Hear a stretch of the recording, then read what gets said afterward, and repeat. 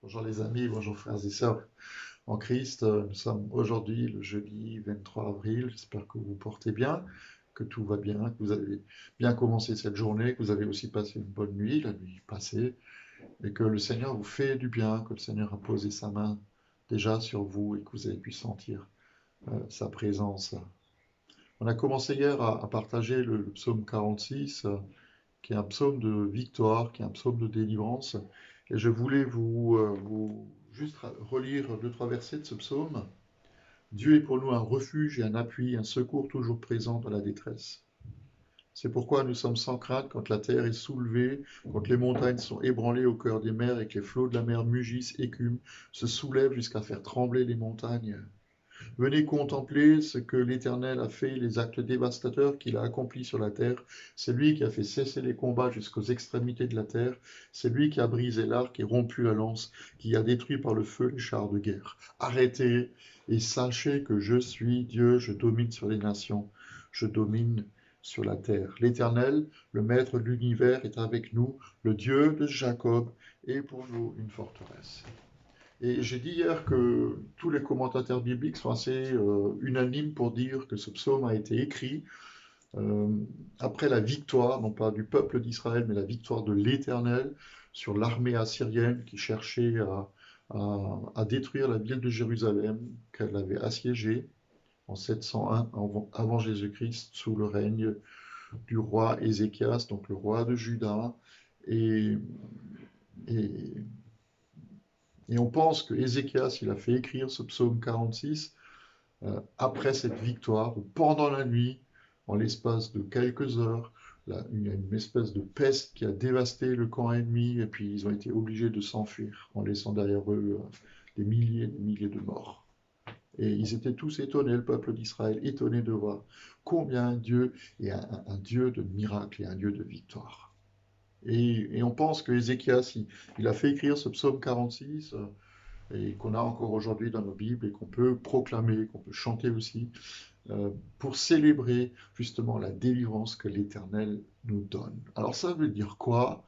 Que Dieu est pour nous un refuge et un appui, un secours qui ne manque jamais dans la détresse. Alors que le monde, les nations s'agitent et que le monde tremble, comme c'est dit un peu plus loin dans le psaume, ça veut dire quoi? En fait, en hébreu, il y a des racines de mots qui semblent dire que le refuge et le secours, c'est c'est la haute tour fortifiée. Vous savez, un peu comme la tour des châteaux forts du Moyen Âge, le donjon qui était au milieu. Ben, notre Dieu, c'est une haute tour fortifiée. Le Seigneur est celui vers qui on peut aller, il est celui vers qui on peut se tourner pour trouver un refuge et il est celui qui va nous protéger. Et comme Ézéchias a étalé, je l'ai partagé aussi hier, a étalé devant l'Éternel la lettre de menace qu'il avait reçue de la part des Assyriens pour dire Seigneur, tu vois, voilà ce qu'ils sont en train de faire. Voilà ce à quoi on peut s'attendre. Ils sont en train de nous menacer de mort ou d'extermination ou de ravager à la fois la ville sainte et nos propres vies. Voilà ce qui se passe. Et on le met devant toi. Et bien de la même façon, nous sommes invités par notre Dieu à, à lui remettre toutes nos difficultés, à les étaler devant lui. Alors que ce soit dans la prière, que ce soit par les gestes symboliques, peu importe. Je sais qu'il y a des moments dans notre vie où on a marché sur des lettres qu'on avait reçues, et des lettres de menaces aussi, des choses comme ça, ben, on peut marcher dessus.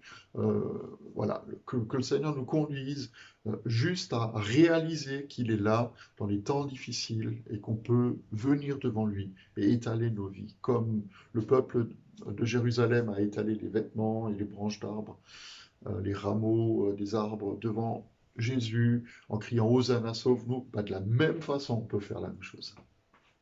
On peut faire pareil. On peut étaler nos vies devant le Seigneur.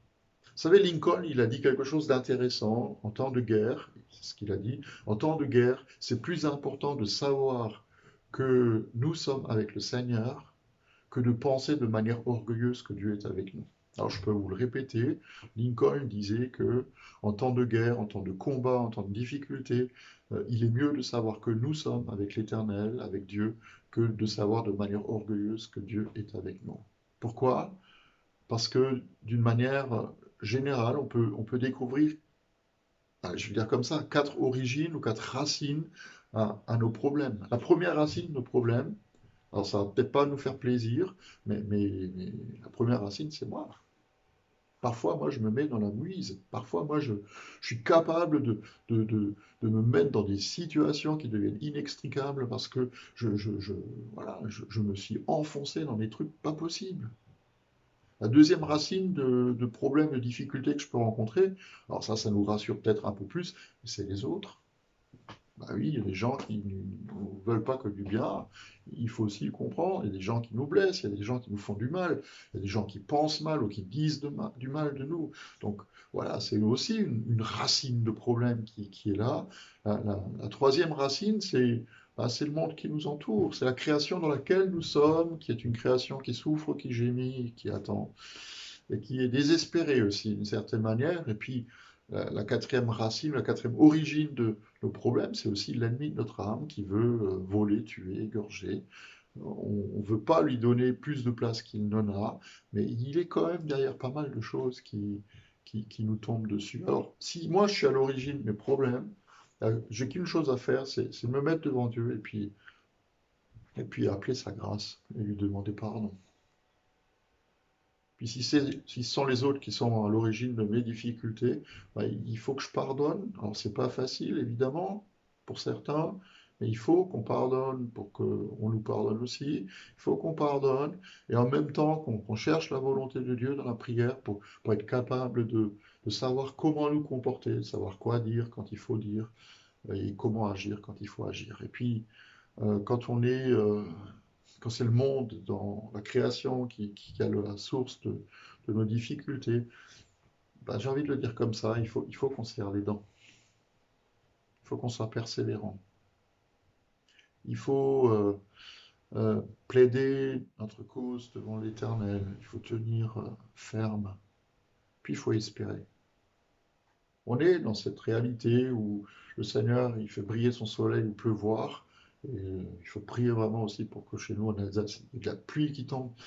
Euh, mais il faut prier que lui qui fait lever son soleil sur les bons et les méchants, et qui fait pleuvoir sur les justes et les injustes, ben, il nous garde aussi dans des temps parfois compliqués.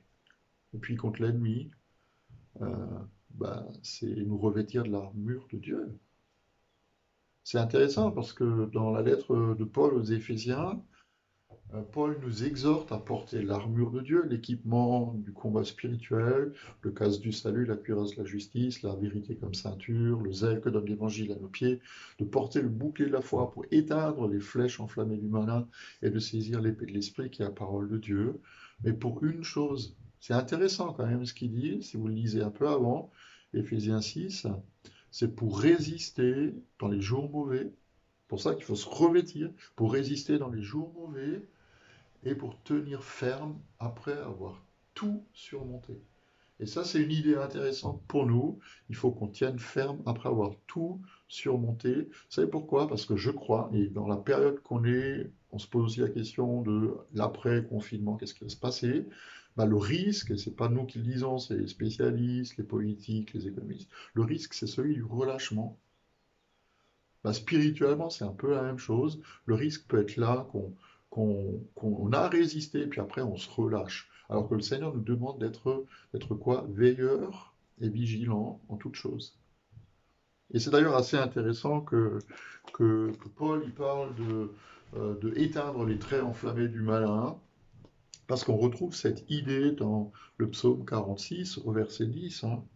C'est lui qui a fait cesser les combats jusqu'aux extrémités de la terre. Il a brisé l'arc et rompu la lance. Il faut prier, nous on le fait souvent. Il faut prier pas seulement que, avec le bouclier de la foi, on dévie les flèches de l'ennemi, mais que les arcs soient brisés, qu'ils ne puissent plus nous lancer des flèches.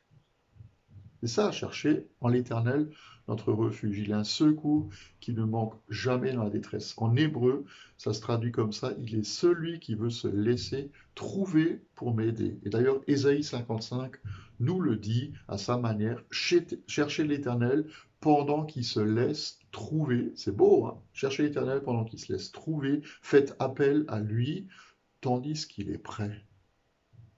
Nous cherchons le Seigneur parce qu'il nous a trouvés et il nous appelle à lui appartenir pour que nous soyons libres et encore libres de l'appeler quand nous avons besoin.